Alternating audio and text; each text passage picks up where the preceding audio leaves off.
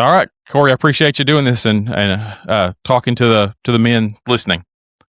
Well, Clay, thanks for the opportunity. I love supporting leaders like you who are doing cool things and trying to help men have success. And with Campfire Gentleman, I want to be able to do that. So thank you for the opportunity.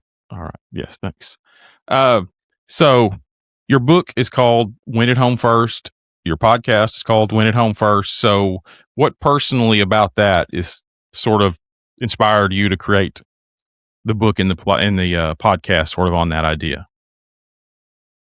Well, I mean, first of all, because I lost at home first. That's a main reason. Right. But as far as the phrase itself, that phrase I never really thought of, never used. I didn't know anything about that. But what had happened was I stepped into coaching. I left corporate at a 20-year corporate career, which we can talk about later. But I left coaching or left corporate and went into coaching. The very first client I got that was a multi-person engagement, I was, coaching basically the president of this company plus some leaders inside the company. And so this is the first kind of big fractional leadership coaching job I had ever got. On the very first call with this president, we're having this conversation and I'm asking him about, give me some highlights, give me some wins from work. Here in the last couple weeks. Oh, he's talking about how they just crossed over 200 employees. How they have a new product they're launching. And just there's this high energy, Clay, as he was talking. And then I was like, well, I need to learn a little bit about home, like what's going on in his personal life. And so I said, well, give me some wins at home. And he said, oh, me and my kids, we went to our lake property this weekend and had a good time. But his energy went down a little bit. And plus, I didn't hear any mention of his wife. And I remember that when we had our kind of discovery call, he had mentioned he'd been married for 25 years. So I was like, oh man, I better ask about his wife. And I said, hey, did your wife go? And his energy got even lower. And he said, no, she doesn't really like going out to our property. And then Clay, I just kind of got this prompting that I needed to press in a little bit more. But I was nervous because, as I mentioned, this was the largest contract I ever had at that time. And I didn't want to get fired. So I said, hey, listen, I know you hired me to help with vision and values for the company. We're going to improve the culture and then help you reach some of your personal goals you want to. So we're going to talk about those items. But can we also talk about home? Because you're going to have to win at home first in order for everything to be successful at work. Is it okay if we start talking about home and your marriage and your parenting into these calls? And it got real quiet. I was like, oh no, I just got fired. And then he kind of slowly speaks and just says, yes, it's okay. Because every day I drive home, I get a pit in my stomach before I go into my front door. Yes, it's okay. We can talk about home. And so we did. Over the series of months, we talked about home and work. Share the punchline of the overall story. Him and his wife reignited their marriage again. It was awesome because he started dating her again, pursuing her, making her a priority. But also, we hit the work goals we wanted to as well. We established a vision and values. We improved culture. And so it became a both that you can win at work, win at home.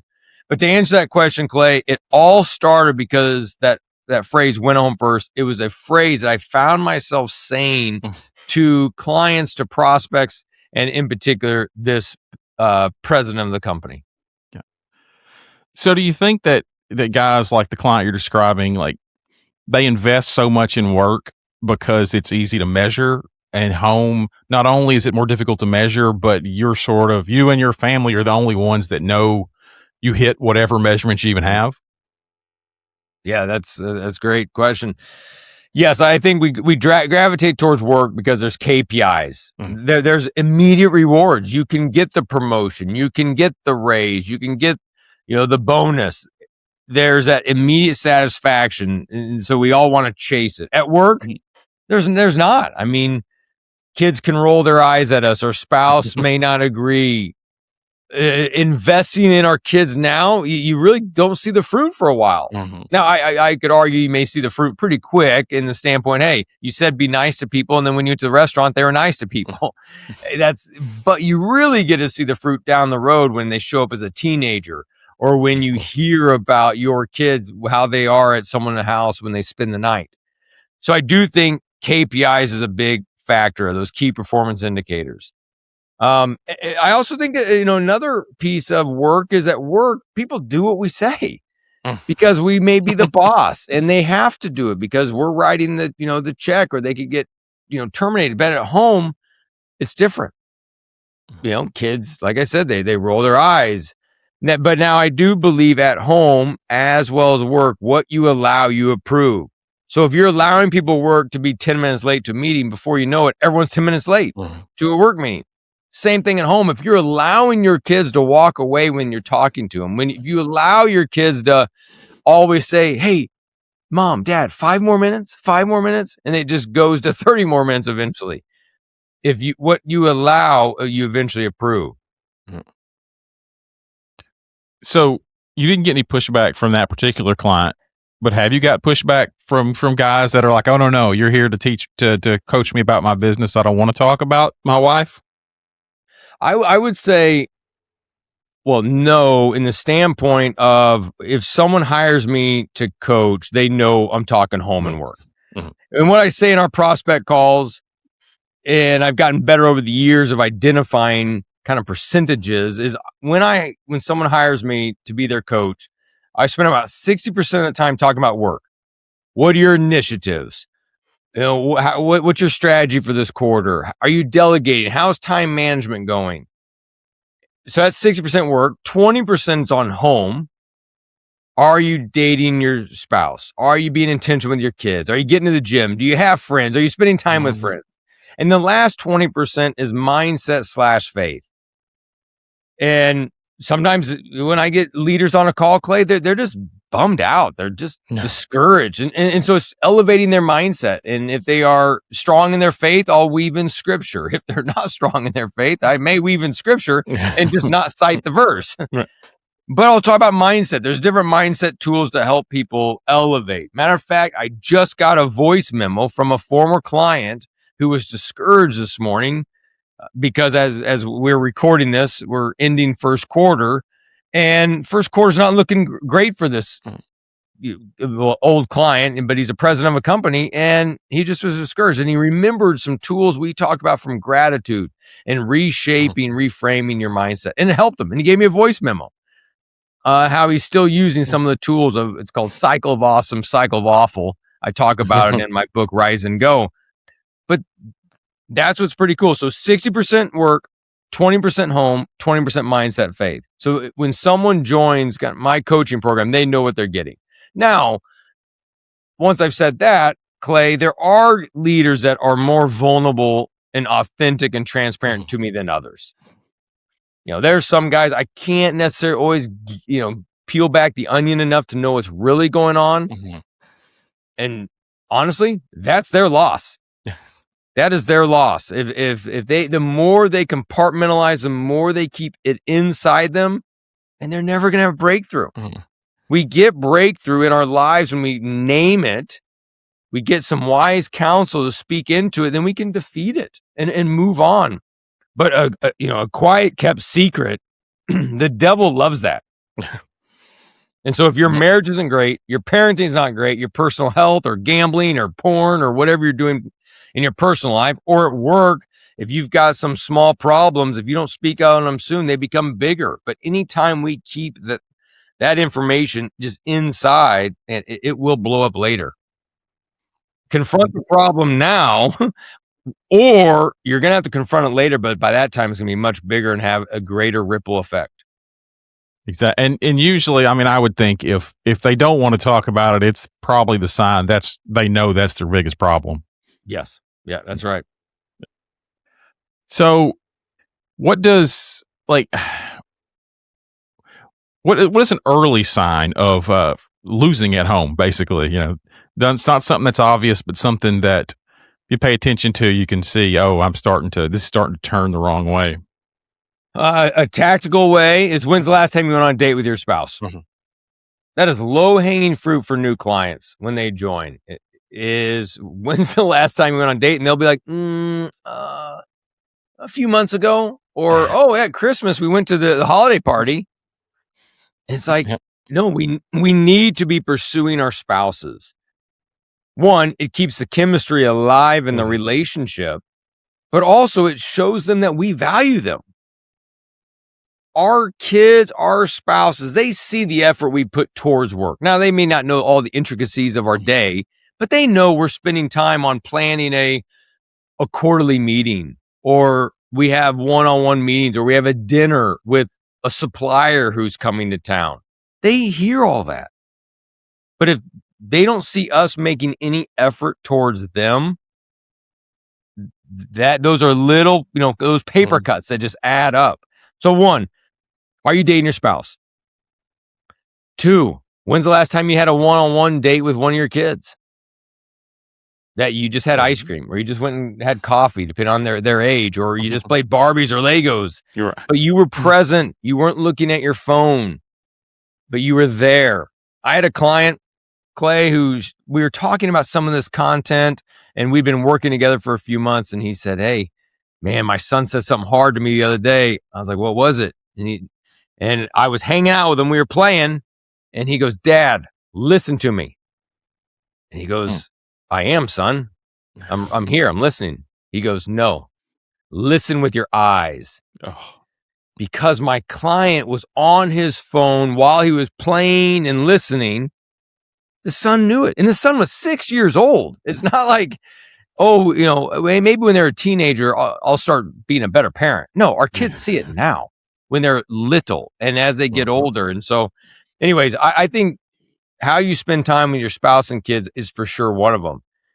It's tactical. And then just, because some of the obvious is, hey, do you guys have fun conversations in your house? Are you laughing? Is there joy?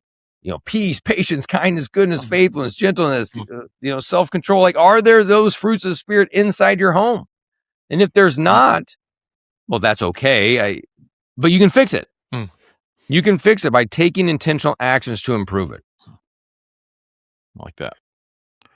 I think on a podcast, I heard you tell a similar story about with your daughter, maybe, and you in the car or something. I've got lots of stories, unfortunately, right? As a mentor said to me, wisdom is spelled W-I-S-D-U-M-B. It's from the dumb mistakes we make. And I've made a lot of dumb mistakes. So I like to share my dumb mistakes for others to hear and to learn. And so, I don't know the exact story you're thinking of, but a story that is coming to my mind right now of time in the car, and so maybe it's meant to be shared right now, is when my daughter's oldest was a dancer, middle one did gymnastics, and I just remember the carpooling. You're taking the kids to dance or taking to gymnastics. This particular time in this season I was in with taking Kylie to and from dance. And what would happen is I would go pick her up, and I wanted, on the drive home, I wanted to share a leadership lesson with her. What is your vision? What is your values? Or maybe I want to share scripture that I had read earlier in the day. But all my drives were pretty intense, pretty high challenge coaching. And she would roll her eyes. It was always annoying. She would roll her eyes. Every once in a while, she would engage in the discussion. But as a whole, she would be annoyed, roll her eyes, which in turn made me annoyed. And in some quiet time, I prayed about it. God, what am I supposed to do? I want to coach her. I want to, prepare her for the future. I've got tools and thoughts that I know can equip and help her. What do I do on these drives? And I really got some clarity in that discussion. And the idea was, hey, come to me, pray about it before you do it. And so here's what ended up happening, Clay. Before I picked up my daughter from dance, I would pray about, is this going to be a car ride home where we roll down the windows and we listen to Taylor Swift and we sing? Or is this going to be a call or a drive that I share leadership lessons or scripture? And what ended up happening was awesome. I would pray about it, and then I would get a clarity of what to do. And there were some days I felt it was a sing in the car ride home. And so that's what we did. And what was cool about it is she enjoyed it. I enjoyed it. Not that I enjoyed the singing part, but by the time we got home, I didn't have guilt that I missed out on a dad opportunity. I didn't miss out on preparing her for her future. Then there were other times where I felt a real clear sense of direction of share this scripture or share this leadership nugget. And what was wild, Clay, is I would share it and she engaged. She responded. And so it was very, very cool. And so that was one of those parenting moments that I left to my own devices. I screw it up. I get too aggressive. But by being, surrendering it over to God of how to lead, it got better. So when I picked my son up from school on the drive home, I would I would ask him questions, and then I couldn't get him to engage with any questions that I asked or anything like that. And eventually, but when we went to bed, he would not want to go to bed. He'd ask a million questions, and we tried to go to bed. And so finally, I just realized I got the timing reversed. Basically, I'm trying to ask questions at the wrong time, and so I ended up buying a stopwatch. And we'd lay down for 10 minutes when he went to bed. And I'd be like, you can ask me any question you want. We can talk about whatever you want. You can go on whatever tangent you want for 10 minutes. And then, you go to sleep and we're done. And he's, a lot more engaging then. And I thought that was a good. I wrote that down. I love that 10-minute stopwatch in the evening. I think that's a fantastic idea. And yeah, what way to be intentional. And I think that's a neat part of parenting where we're intentional, but we still can have boundaries. Hey, we're not going to talk for 5 hours. We're going to do 10 minutes. And I think there's freedom within the framework when we parent that way. When, hey, let's do this, but hey, there's going to be some guardrails. And I think that's fantastic. That's cool. I love that idea. Yeah, it was, like I said, it's worked really well when we don't. And when we forget or whatever, he always go to bed. He said, I didn't get my 10 minutes yet. Which, okay, cool. Yeah, it's cool. So has that informed any of your coaching? Like, have you had a session with a client where you're like, this is an equivalent of a roll down the windows and sing type of meeting? I do try at times to have some relational capital time where I am, spending some time, you kind of on the front end of the calls. And I don't mean front end of the calls like, hey, for the first 20 minutes, we're just going to hang out and talk. I do ask on every call for wins. Like, what is a win at home and a win at work? And that will stir up some great dialogue and build some relational capital. Some of the guys, hey, give me a win, Cory. Give me a win or highlight since the last time we talked. And so that's pretty cool. That's a way to do it. But I have, I don't necessarily hand over the whole call to be hey, let's just hang out and, listen to Taylor Swift kind of moment. Obviously, we would never do that, but you get the idea. No, not during the calls, just because I try to be really intentional. They're paying for their time, and it's a safe place for them to just share. A lot of times at the end of a call, Clay, I'll say, what was most valuable? And more times than not, they will say, someone to talk to, an outside perspective. It just feels good to voice this and share it. Every once in a while, they'll say something about, that leadership tool you shared, or this one nugget you gave me was helpful. But more times than not, leaders just need somewhere to talk because they can't share all their life dynamics with their spouse because some of it may be about them, or the spouse doesn't know all the complexities of their work. Some of it they can't necessarily share with their boss because the discussion may be about their boss, or they want to have a little preparation before they go talk to their boss so they appear competent and they've thought it through. So with some clients, and what's interesting of my business now, about 65% of my clients are not local. So I don't necessarily have a lot of time, to go get coffee or meet up because we're in different cities. And therefore, random text or voice memos back and forth or a phone call in between sessions does help build that relational capital. Well, and I'm sure I'm assuming these guys a lot of them feel kind of isolated because it's sort of the more you move up the leadership chain, the less there are people within your organization that can relate to your job. And so I'm sure there's some isolation they feel. Absolutely. And when you're the leader, the boss, everyone thinks your jokes are funny because they feel like they got to laugh at them. Everyone thinks your ideas are great ideas. And self-aware leaders know that. And therefore, they want to engage with the coach to really have some true conversations of, hey, what are you seeing in our discussions? So it's pretty cool. And I'm a coach for a living. I also have a coach. I hired my first coach in 2013 when I was in corporate because it changed my life. I know that sounds extreme, but it's what I do for a living now. But because it just changed my life, I've always had a coach since then. Matter of fact, I just had my session yesterday morning from 9 to 11. I was with my coach, and I love it because it holds me accountable to the items I said. But my coach was able to pick up on some words and phrases I was saying and called me out on it, which is great. Yeah. Well, then, how did you get into coaching? Like I said, you were a corporate executive, right, for 20 years or so, and then... Yeah, 2013, I had moved. I got promoted from Denver, Colorado to Cincinnati, which is where I live now. And when I was in Cincinnati, I was vice president of a $120 million division that was part of a $1 billion company. Well, we were the largest EBITDA contributor to the overall $1 billion company. And I just share that for context. And what that meant was I had a lot of pressure on myself. I was 37 years old. I'd just been promoted over my boss. I was now leading my boss, leading people older than me in the industry longer, the company longer. And I just had imposter syndrome.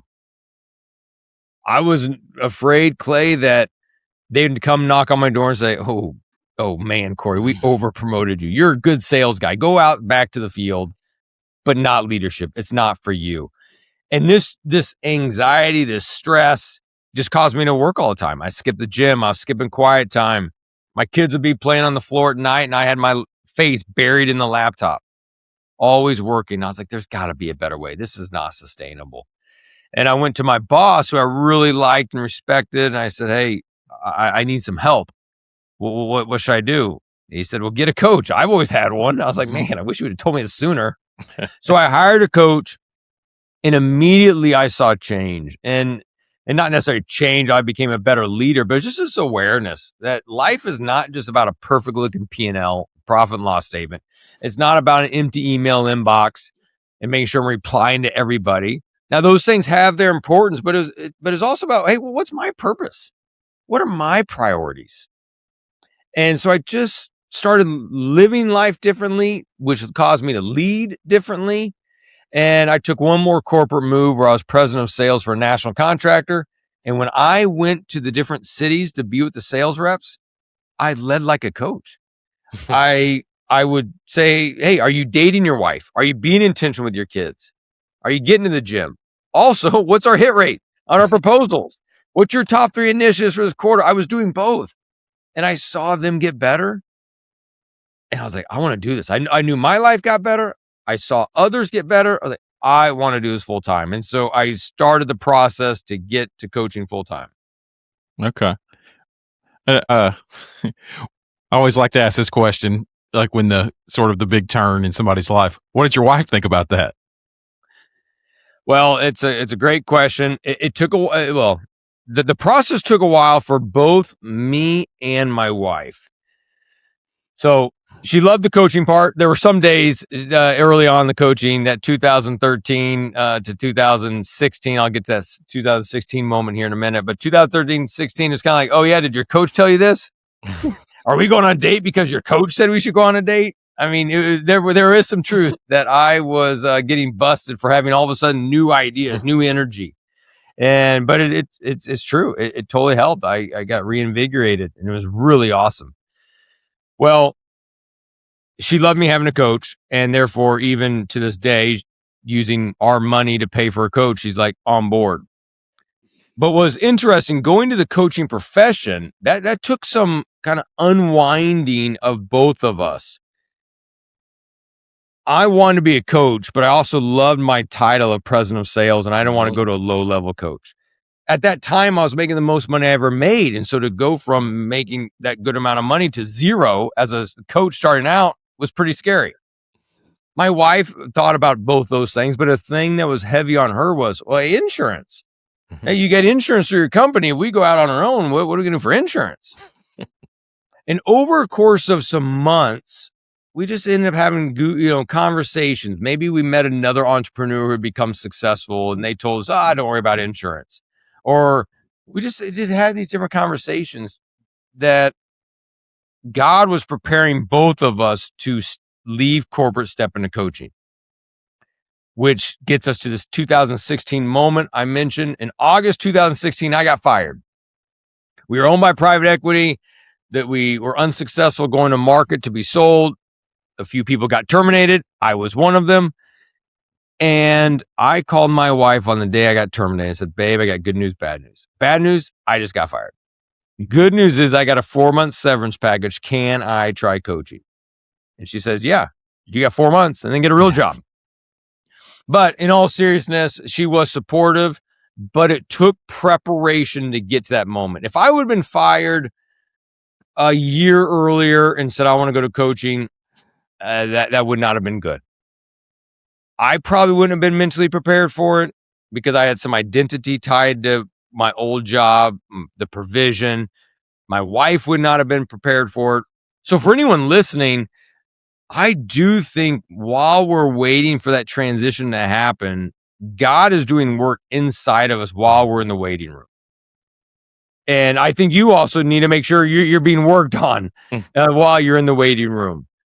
And so we did some of that ourselves by talking to other people, talking to my coach about stepping into coaching, and just talking about to wise counsel and making sure my wife and I had strong communication the whole process about things I was feeling about. Do I want to go to coaching? Should we go now? Oh, wait, let's wait. How are you doing about it? Babe, are you getting more comfortable with the idea? So a lot of communication, not only in our marriage, but also just both of us talking to people outside, which was very helpful. I've always sort of noticed, God kind of has his own timing, but then there's also a temptation sort of after that. And so did you get sort of a enticing corporate role after the coaching path became clear that you had to make a decision about? Yeah, I mean, that's an awesome question. I went all into coaching right out of the gate. Well, that 2016 got fired. I was able to hustle, get coaching up to about 50%, not what I used to make, but this level of 50%. And then I was basically a fractional sales marketing guy for a company at 50%. And even during that time, I got a few phone calls. Hey, come back to corporate. And I passed on those. And it was kind of easy to pass on them because I saw some fruit in my life of, hey, this could work. So 50-50, then went to 75-25, 90-10, eventually 100% into coaching, 0 into corporate. During some of that time, I was a civil engineer by degree, a professional engineer by the profession. And I was continuing to keep that license active just in case coaching didn't work out. And I do think it's important to have a plan B and to be responsible and all those pieces. But there came this point where I'd passed that moment. Coaching was working. And if I did want to go back to corporate, I would be able to find my ways. But this idea of this engineering license, I was renewing it almost like if this plan doesn't work or if God fails me, I will be ready. And we've heard those ideas like burn the ships and those, some of those different cool stories that have taken place. And I was, reading actually a Bible story about a leader who had all these arrows in his quiver and he was told to shoot them all.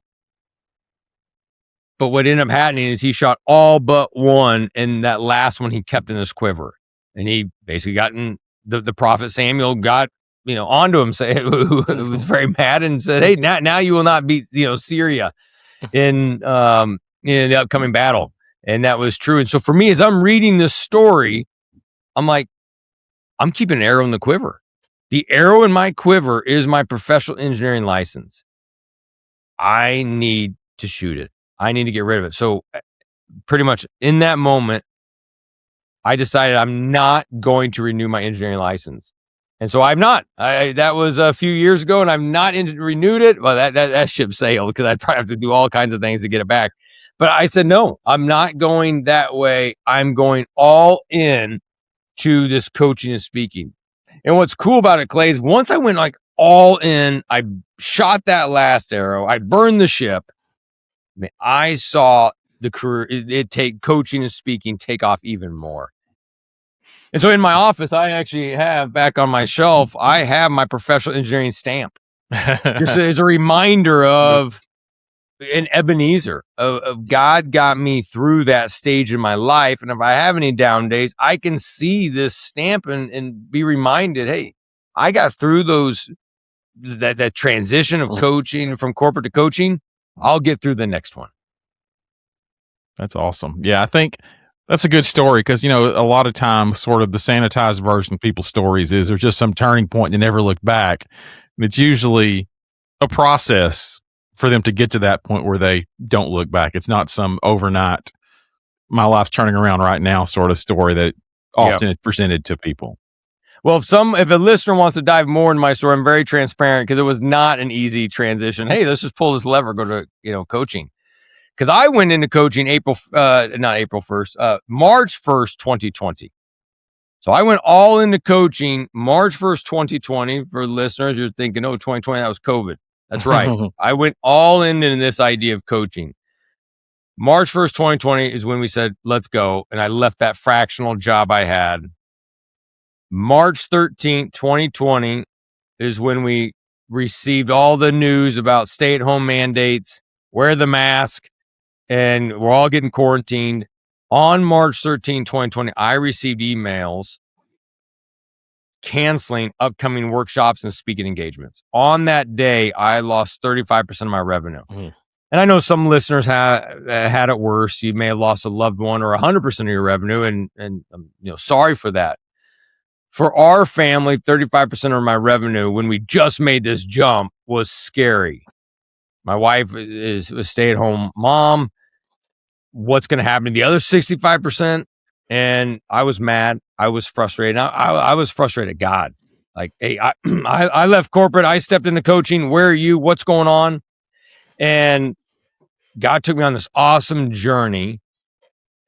I wrote about it in my second book called Rise and Go. And there's 20 different chapters, 20 different ideas. It reads like a devotional of how God helped me through this journey.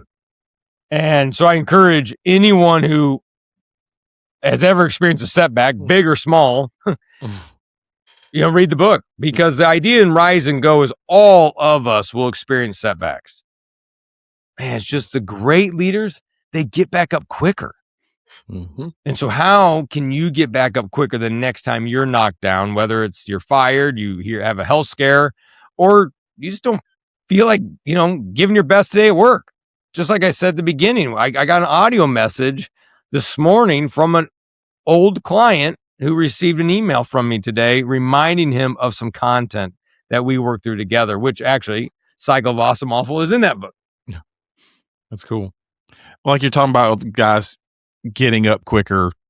Like, one of the things I talk about a lot is that you'd be surprised how many guys that you look up to or you feel like are ahead of you are just sort of doing their best and guessing, and like you said, getting up again and trying something different. And like a lot of success in life is just keeping on going, even though you don't know what you're doing. Yeah, absolutely. I do a devotion with my son every morning at 7 a.m. When I'm in town, and it's awesome. And today we talked about wise counsel. That was the devotion we read about. And I drew up on my whiteboard that we need to have people around us up, to the sides, and down. So up is who is our mentors and coaches. To the side, who are 3 peers, even if you respect them or look up to them or ask them for advice, but they're that more peer level. And then down are mentees, or people you're discipling. And it was awesome. We went through, I shared mine, that I've got some people up, name my coach, name some other mentors in my life. I talked about who are my close friends that I look at, and then who am I mentoring and discipling. And so we wrote that up on the board. If I could, I'd spin it around and even show you. But then my son did the same thing. He's 13 years old, and I had him think about, hey, who's the up in your life? Obviously, I was grateful I made the list, but I had the marker on the whiteboard, so for sure I was going to make sure my name was up there. But it was cool. Just some of the people he mentioned, it's like, oh, that's awesome, and it gave me more of appreciation for that individual that my son is looking up to, and that was pretty powerful. He mentioned his peers, which is just a reminder to anyone listening: make sure you know those close friends of your kids. Mm-hmm. Who are their names, and it's good awareness. And that's a way to build relational capital. And then on the mentees and who he's discipling or at least leading, that was a great discussion, because even at 13, I had to remind him, you are not too young to have an impact on others. He's an 8th grader. So is there a 7th grader walking in the halls that you can say, hey, man, what's up? Or call him by name. Just be the light in their life. And it was a very cool. And so it made him think.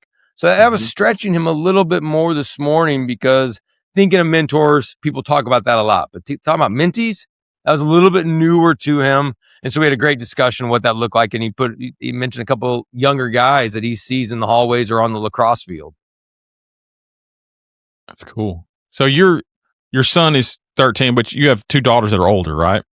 I do, yeah. A 21-year-old daughter, a 17-year-old daughter, and then a 13-year-old boy. So are they ever like, Dad, stop coaching us? Yes, they are. And I've got to be aware of it. And sometimes I'm not very good at it. I mean, because I love it. I love coaching. I want to make sure I'm preparing them, especially as one daughter's gone to college. The next one will go to college in August. I feel this, they're about to go. I better dump every nugget of information I have to them. And I know that's a little bit extreme, but that is how I can feel sometimes. But I try to pay attention to it. I ask questions of fun stories. At one time, I asked my daughter a few years ago. I asked all my kids, but this one particular daughter, I said, on a scale from 1 to 10, how am I as a dad right now this season? And she gave me a number. And if you do this exercise at home, don't worry about the number. Just the next question is where the gold's at. And I said, what's one thing I could do to move closer to a 10? And she says, don't talk about God or coaching before noon. And as we unpacked what she meant by that, is I go work out in the morning, and during my workout, I'm usually listening to a podcast or a sermon, or maybe just music, but I'm alive, and when I come in the door, guns are blazing. It's like, hey, I heard this. And that's what she was referring to, is when I come in the morning, I'm too amped up, and it pushes them away. And so I'm getting better at it. That was years ago. I've tried to get better. Some days I'm really good at not bringing in the fire when I walk in, but other days I just can't hold back. That's funny. So I heard you earlier talking about how you still had, like when you're talking about the engineering thing, you still had quite a bit of investment in sort of your title. And like, how many guys these guys you're coaching, are they really invested in my title means this? And so, this is where my focus is, kind of thing. And, there's no title at home that gets me anything. Absolutely. I think so many guys and women, but guys, their identity is tied to their job title and how much they make. And if any of those are to change, it could be a risk of, how do they show up the next day? What happens if it goes away? And I try to help them understand, even that strong Christian leader who knows they're a beloved son, they know their identity is in being a child of God. If that's just somewhat, call it surface level, like that doesn't get all the way to the root, they still could be impacted by losing a job, losing their salary, or having a cutback. And so it's just a conversation that I have to have from time to time with guys. I have a client right now.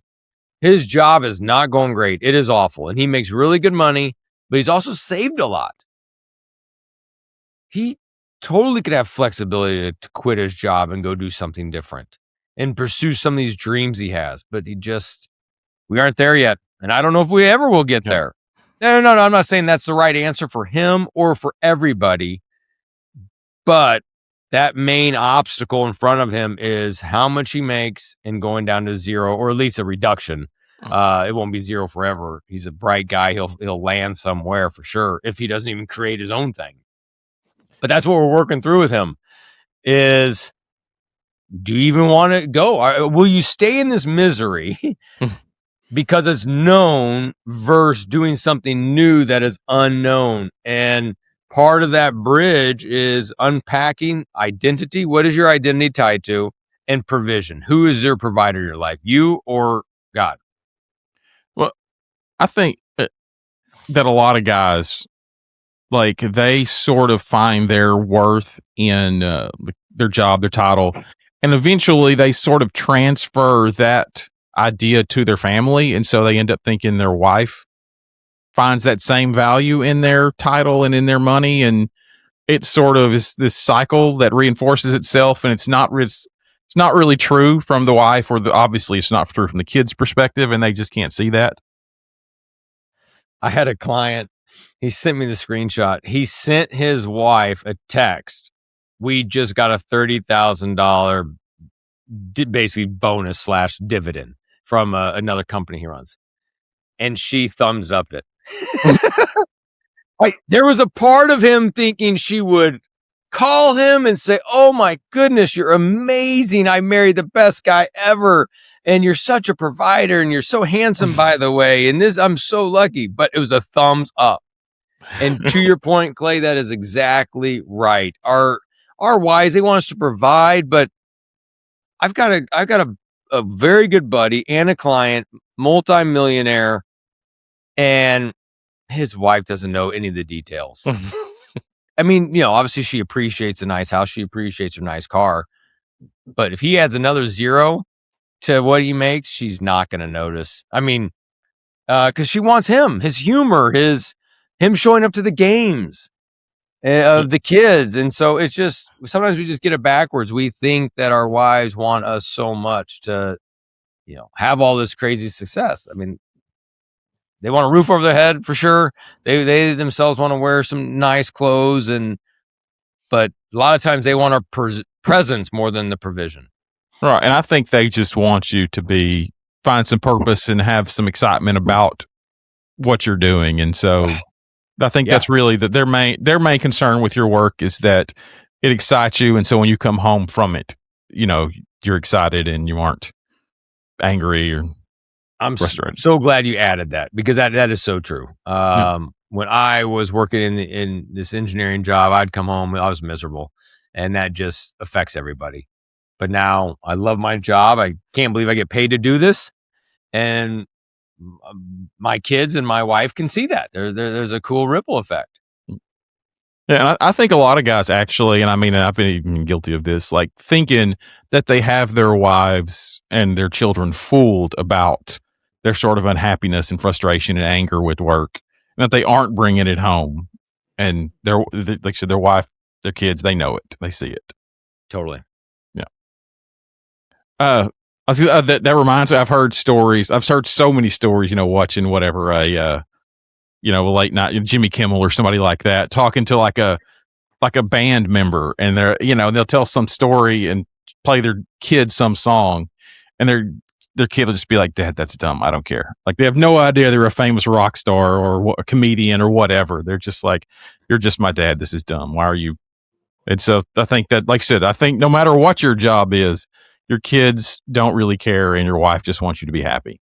Yeah, that's right. And they can be a little critical, even if they aren't even in awe of it. Just the other day, my son and I went and played Top Golf, And we were coming home, and he said, "Dad, I don't even know how it got brought up, but he was like, we Googled you and saw some videos you have out there. There's some really bad videos." And I was like, "What?" One, I didn't know you would go Google me, but then they looked at all these older videos that are still up there from years ago, and they're not great. They're not great audio quality. I mean, not that even the videos I sent out today are amazing. They still aren't perfect, but it was just so funny. Here you think they'd be like, "Oh, Dad, you're the coolest dad ever." But no, not at all. They were still critical, and I was like, "Okay, well, hey, thanks for letting me know. I'll get those videos fixed." So, what is something that these successful men that you deal with? What is something that they all kind of feel but never say out loud? Not enough. I think so many leaders feel they're not enough. I think it's pressure that we put on ourselves. It's pressure from social media. It's just pressure from walking down the street. Mm-hmm. Your house isn't big enough. Your car's not cool enough. You're not a good enough husband. You just heard about the husband down the street that bought his wife a new necklace or whatever. Or you're not that great of a dad because you just heard about this other dad who went to breakfast with this kid. And you may even be listening to this podcast and thinking, "Oh, Cory does devotions with his son. I'm not as good of his dad as him." or Cory goes on dates with his wife. I'm not that good as a husband as Cory. Well, there's brokenness in our house too. I have to apologize for my son for being a jerk at times or being too intense. That is a word that's in our house. I can be too intense, too challenging, as I've kind of shared parts of those stories. So one, no house is perfect, including mine. So that's one thing. But we all feel we're not enough. I can have these battles as well. And so my encouragement is we all feel that same way. And a lot of it has to do with comparison. We're looking around. We're always paying attention. And my encouragement to you is if there is a gap you feel in your life, man, just take one action. Take one action to make it better. If you don't think your marriage is great, go on a date. Yep. Tell your wife you're sorry. If you feel you've got to disconnect with one of your kids, go spend time with them. Tell them you love them. Tell them you see them. Make them feel, seen, valued, and heard. If there's something at work that's a mess, invest in it. And so my encouragement to any leader is, well, one, stop the comparison. But if there's just a gap in your life, take one action in that gap and let's try to improve and make it better.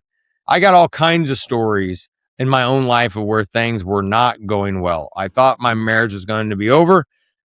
I met with a bankruptcy attorney a decade ago. The list goes on of valleys I've hit in my life, but I was able to turn it around. And so that's just my encouragement is same thing for you. If there's a valley you're in, you can totally make movement on it.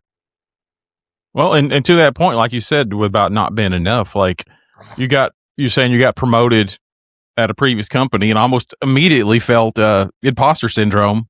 Yeah. Soon as it happened. Yeah. I would say, Clay, when I started coaching, I was intimidated when I got a new client. Like, oh my gosh, they run a big company, or oh wow, they're successful, whatever it is. I'm no longer intimidated by any of my clients because I know once we start talking, I'm going to hear about something broken in their life or an area that they are just disappointed in their performance. And I just share that to say everyone has opportunities to get better. And that's what's so fun about what I get to do is trying to help leaders get to that next level, help destroy those self-limiting beliefs, to help dream again and to work from their dreams as opposed to working from their memory of when something went bad. That's good. All right. Final question. What is something that you wish men would take more seriously now before it becomes some regret they have later? Oh man.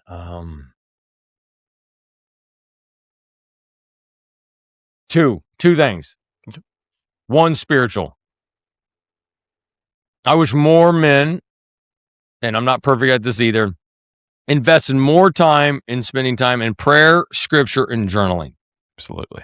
We're all in a rat race between emails and I need to see all my LinkedIn posts, and I need to call back these, this customer or whatever it is. We're always running, and all that is fleeting.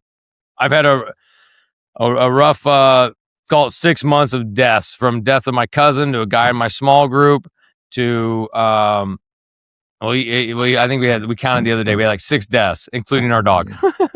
But it's all just fleeting, and we need to make sure we're investing in an internal relationship instead of everything being so temporary. And in Clay, the second thing I would say is investing in your home. Over my 20-year career, I've had 18 bosses and 1 family. And I made decisions for those 18 bosses that I don't see anymore. Matter of fact, I don't even know if they're all alive anymore. But yet I've had 1 family. So my encouragement to listeners is to grow in your spiritual capital and to grow in your relational capital home. Awesome. I agree with both of those. All right, man. This has been great. I'm so glad that we got together and were able to do this. And I'm really glad I'm really like all the work you're doing, to help men and sort of, like you said, win at home and win at work both. So yeah, appreciate you. It's incredible. I love getting to it. And thanks to you to, do Campfire Gentleman, to want to invest in men, the blog you're writing, the effort you're putting and pushing out to help men. Thank you. We need more. We need more of it, because there's a fight going on. There's an enemy out there. We need more of us helping each other, because we need it. Absolutely. So thank you. Yeah. And I'll have the links to your books and podcasts and all that, and show notes and all that. Awesome. Yeah. And thanks for everyone listening, and I'll see you next time. Awesome. Bye. Thank you very much.